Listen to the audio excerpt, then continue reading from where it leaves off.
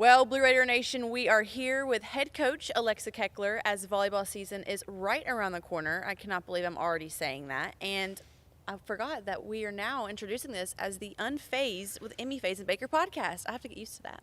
Sounds pretty good. It does? Rolls Okay. off the tongue well. Okay, good. I'm glad that you agree with that. Well, let's first start off with kind of talking about your second year.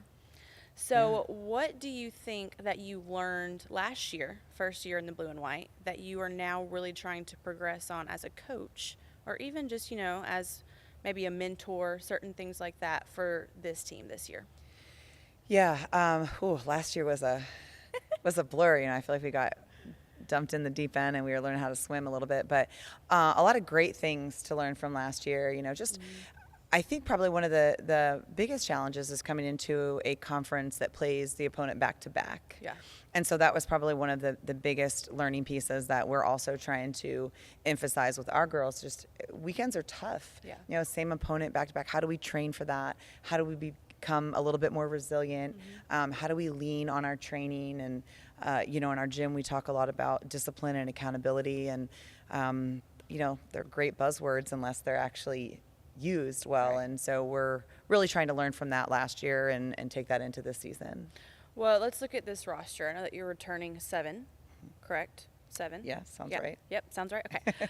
7 girls, including Caroline McCander, Denise Cohen, Misha, Gabrielle Klinkscale, a lot of talented girls. So with those names, maybe who have you seen in this off season that is continuing to step up, or maybe in a new leadership role now that they've been here for some time? Yeah. So I would say when I look at all of those players returning, they are really the key to continuing the foundation we laid last year with just the type of culture we're establishing and what we want to be about and what our gym and our locker room and the weight room wants to feel like. And so really proud of, Caroline continuing to really kind of be that forefront of pushing that. But I've really seen Gabby over the last couple practices finding her voice a little bit more on the court and reminding players like why we're here and being grateful and working hard. And, Misha's just always been that kind of funny, quiet leader.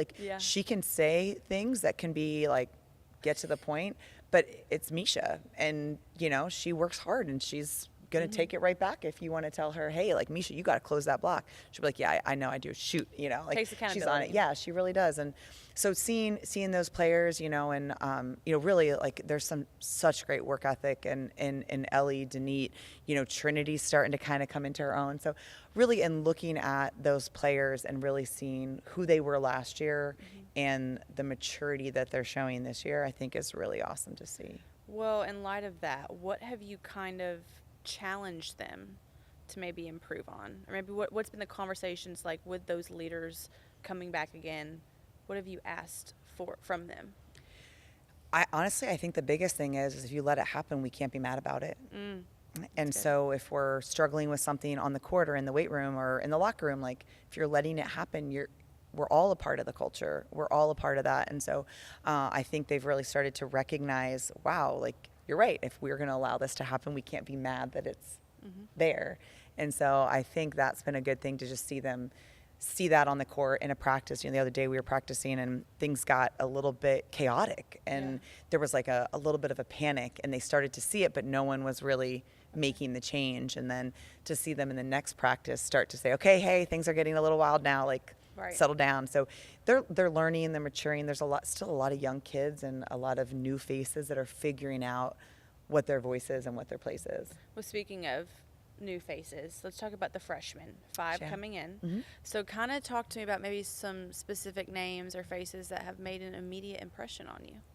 Yeah, in looking at the defense, Addison Burks and Marion Garcia, like our defense has just leveled up tremendously just with those 2 girls in here. We were talking about this morning. Like we have a specific drill that we did in last year. It would be tough because we couldn't handle the first ball.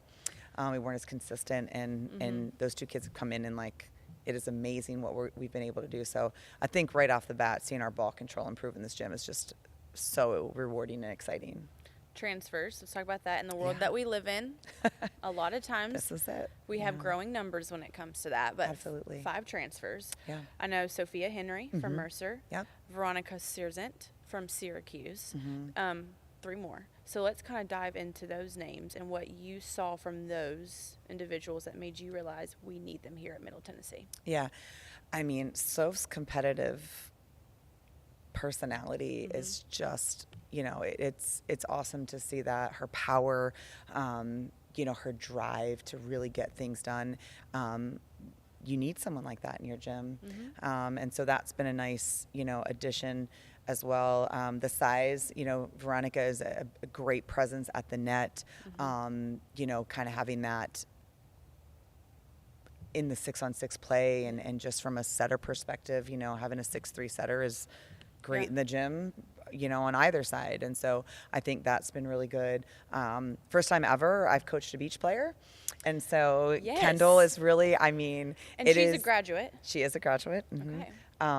And so mature and calm and just a great presence in our gym. And honestly, everybody has been so coachable and receptive of feedback, but really kind of cool to see her get back into the indoor game and what that brings. How difficult is that to kind of, in that transition wise, that maybe people that don't know or don't realize when it comes to indoor versus beach? Yeah, the ball control is typically better. Okay. Shot selection, as a beach player, you're a little bit more savvy. But I think there's part of the game where you're playing with 5 other people on the court now. Yeah. So responsibilities change a little bit. And I think all of that is just, figuring it out, which has been cool to see. But her just maturity level and, acknowledgement of the opportunities here has been really awesome. She's probably very wise as well. Yes. Coming in. Yes. Okay. Yeah. How quickly do you expect these new faces to contribute? You're returning 7. We're going to play 9 or 10 typically, so there's going to be several that are going to get to impact the court right away, and we're going to need them to. There were certainly areas of our game last year that we struggled in, and we're looking, as a staff, we look to be able to recruit players that can do that, and so ball control was one of them. Being better defensively, being better on that first contact is going to mean the world of difference to have a better offense, and so I think there's going to be several players that are going to be on the court that weren't here last year. Yeah. Well, you kind of just touched on it, but I was going to talk about team development when it comes to certain areas you were really focusing on in this preseason as you're gearing up for a new one. Yeah. Ball control is what you just mentioned. Yeah. I think that's, the serve and pass game is so crucial to what you can do and the success that you can have. So that is an area that we're really working to improve upon. That's just serve, receive, defense, and we've got players now that are that have really helped to amplify that. So excited about what that's going to look in our gym. Well, we can't talk about the roster without talking about Cheyenne. Yes. Your first Impact member who's now on this roster. So kind of tell everyone exactly what the Impact program is and who Cheyenne is. Yeah. So Team Impact is an organization that allows individuals struggling with disorders, diseases, things along those nature that doesn't really give them an opportunity to maybe engage or be a part of a team.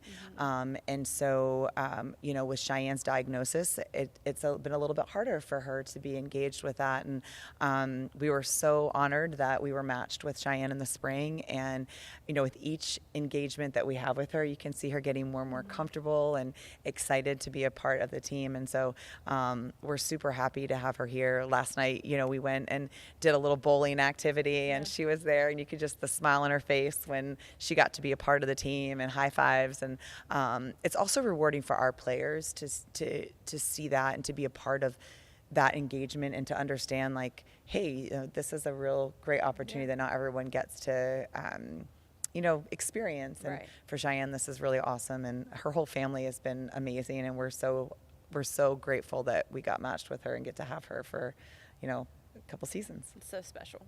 Love it.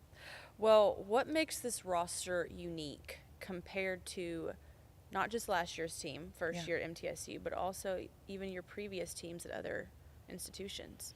Yeah, I think our ball, like I said, I think the depth that we have from a ball control perspective is pretty phenomenal. Really looking forward to that. And look, we've got work to do. It's not just like we're going to snap our fingers and be from 0 to 60, but I think that'll be a lot of fun.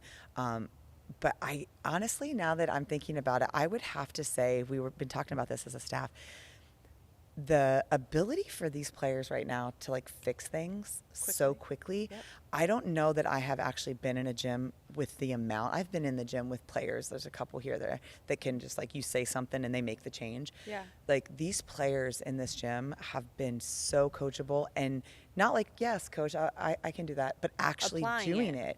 it. And so that has really helped them to be able to, in just 1 week, make changes that, especially for the freshmen, 4 years of training, they get here and it's like, we need you to do this differently. And it can be really hard and defeating when you're like, oh, I'm trying, but it's not working.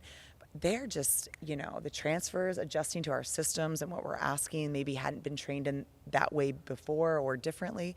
That has been really cool to see, and probably not really a team that I've experienced like that in the past. Well, I guess like adaptability is definitely something very key that you, especially in this conference. Yes. So competitive. It's so competitive and so physical, and you're not playing against 5-10 pins, like they're 6'3", and there's some really talented teams in Conference USA, and we've got to be able to stand up to that. Well, and let's kind of talk about this schedule, because you have your non-conference first, Blue Raider Bash, September 11th, first against Georgia State. So kind of talk to me about maybe some things that you saw with this schedule whenever you were planning it that's going to be challenging for this team, but that's also going to really show what they are capable of. Yeah. We open up at UNC Asheville, hey, what a great way to back-to-back, you get to, team drops out, and now all of a sudden we're playing one team twice. So I'm like, well, this is a great experience for our transfers and our freshmen to see what it is like to compete against the same team within 24 hours. So that'll be a real, adaptability. Yep. We're going to have to figure that one out fast. So, but that'll be a good weekend for us. And, obviously, getting to host a couple great teams here for the Blue Raider Bash. We're headed to the Northeast. Fairfield's been a great program. Got Brown in there, CCSU, we'll get to experience that. And so I just think with, even locally, we get some local competition. Nashville area. Yeah, in the Nashville area here. So I think overall, like the out-of-conference schedule is going to be challenging. We need that so that we're prepared to go in the conference schedule. The one benefit is we don't have as many flights this year, so that's really crucial. Nice. That's really crucial, especially from a recovery standpoint. Yes. For sure. But I wish we got to play everybody in Conference USA. That that's always a hope. Maybe one day that happens. But yeah, I think we get a couple of teams here this year, that we didn't have last year. So it'll be nice to see what that feels like. And we're going to have to go on the road and play Western there, and we're going to have to go play Liberty there. Last year, Liberty's match here was a grueling. That was intense. Both matches were 5 sets. It was a lot of volleyball, but great competition, fun. So, that'll be a good one. We didn't get to see Sam Houston last year. Get to see them this year. So that'll be, a different look for even us as a staff to see how that goes. Well, again, we always talk about it. This conference is so competitive. We said it earlier in this podcast. But what do you think it takes to compete for a conference championship? Yeah, I would start off by saying, you got to win the serve pass game. We've got to be, last year I think we struggled a little bit in that first contact and really being in system in serve receive. So I think that's going to be a big one for this season. The teams that were doing that were the teams that were at the top of the conference. So statistically, when you look at each category, our goal this year is to be to do our best to be in the top half of every category. I think that will help us to be competitive in every match. But serve and pass, if we can be in system more, we've got some attackers that can really do that. I think getting our middles involved a little bit more will also be crucial for sure. August 22nd is your first exhibition, though. Yes. Against Chattanooga. So when here. Again, but versus Chattanooga. Yes. Okay. So whenever it comes to these home matches, though, filling the AMG, what do you hope to see? Well, I'm hoping after last year, wow, what a place. Like that had to have been the best, one of the coolest experiences, you know, first home match and the cheer and the cheerleaders entering in, the band playing and the band. I mean, oh my goodness, like playing in the AMG is, it is awesome. It is a cool experience. And to be a player to play in that, you know, and you know, big arenas are great and cool if you fill them. Right. You know, right. and so I think for ours, you know, we've got a little bit of a more intimate setting, and I love that because it is loud and there's a lot of community attendance, and so I think and other teams as well. And other teams. Soccer teams, I yeah, feel like soccer, is always yes, here. yes. Shout out to them for sure. They've done a great job of being here, and yeah, I think being able to have the gym continue to grow in attendance is something that we're really looking forward to. The band, I'm sorry, I'm bringing it up again. Please do. There, I think, are 3 of them. They always have posters. Love it. Like, they're different every single match. Their dances, the way they taunt the other team. Yes. I mean, it's awesome. It is unique. I swear last year I had more text messages from friends and family that are watching like the live stream going like, did you see the band, guys? Did you see them? And I'm like, no, because I'm watching my team. I did not see them doing this. But it's really awesome just to see that support and the excitement, you know, like it is fun. It is a fun environment. It's supposed to be. It is. That's what sports are about. It is. Yeah. All right, last question is, what will define this team's legacy? Oh, gosh. Emmy, you're really... I know. I'm really digging deep. You are. What will define this team's legacy?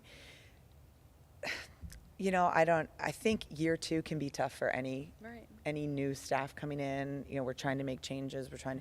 I think a continued progression into the you know, the top of the conference. I think defining that, to look back and say we were a part of the flip. We were here when we went from this place to this place in Conference USA. I think that could really be the legacy that they could leave behind. Okay. Yeah. All right. Well, like I said, August 22nd, exhibition here against Chattanooga. September 11th is the start of the Blue Raider Bash all weekend long. Make sure you're here, feeling the AMG, being loud and proud. And thank you again, Head Coach Alexa Keckler. Thank you so much. You're welcome. As always, let's go Blue.